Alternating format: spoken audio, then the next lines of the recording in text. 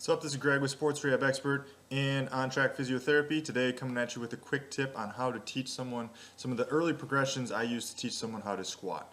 So the first and number one thing that you can do to make a squat movement easier for someone who's never done it before is to add a box or a target for someone to shoot for. That way they kind of sink their hips back. If they are just squatting in thin air, they kind of don't know what to do with their hips, they don't know what to do with their knees, they don't know what to do with the torso. So if you give someone a target to shoot for with their butt to sit down on, suddenly it just makes things much easier for you as a clinician or coach. So first thing to do is give someone a box or something to just sit down on. Could be a chair too. The other thing you can do is get someone to reach forward with their arms. I use a little bit of a plate to add as counterbalance, but what the plate and the reach do is it pretty much automatically forces someone to shift their butt back or sit their butt back down. So between the box and the reach forward with your arms, they're going to just kind of naturally let their butt sink backwards. What you want to make sure what they do with their knee, pain can kind of change this sometimes, but in general, a squatting movement, the knee and the shin should move forward over top of the toe. And that's perfectly fine to do. With a squat, the foot should remain flat, heel should remain down. They don't want to be going up on their tippy toes. So when you sit down and back, your knees should be moving forward. So hips back, knees forward, that's what you want to see in the squat. My torso angle should be in line with my tibia angle. Those are some general things that you're looking for as far as general squat forms. So torso, shins in parallel with each other.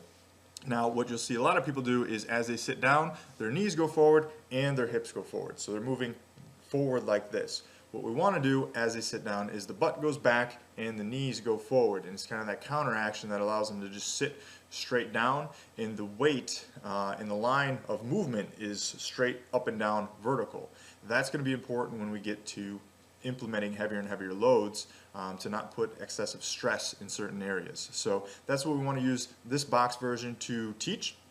The next version is a goblet squat. So now we're taking away the target, we're taking away the box, so now they have to descend through full depth and keep control of spine position, pelvis position, and knee position. And then we're still going to put the weight in front of them because that provides a little bit of counterbalance. It makes the idea a little bit simpler, but now they have some context to revert back to or draw from because they've sat down on the box before. So they kind of have that same squatting motion, the hips back, knees forward type of a movement as they sit directly down. So it's much easier to teach the goblet squat at this point in time. That goblet squat you can add up to pretty heavy loads with dumbbells or kettlebells, whatever you may have. I've even had people do it with 100-pound dumbbells before. So you can get heavy with that while still utilizing an implement that allows someone to perform a squatting movement with relative ease. Now, one other version that I like to teach is the feet offset squat.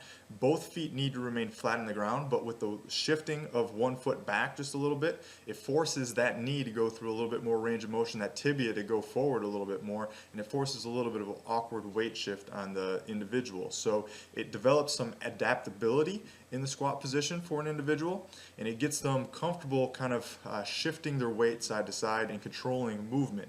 And the more adaptable somebody can be, the simpler a simple squatting task is going to become for the athlete. So this is something that you can kind of load up moderately. I don't get real heavy with it. You certainly can perform body weight, but it creates a little bit of adaptability, but also creates a little bit more motor awareness. So when you go to other versions of squat, suddenly just teaching those implements and those tasks become that much easier for you as a coach or clinician. So I hope that was helpful. If you found it helpful, subscribe to the YouTube channel. We're going to be having more tips like this coming your way. Everybody have a good one.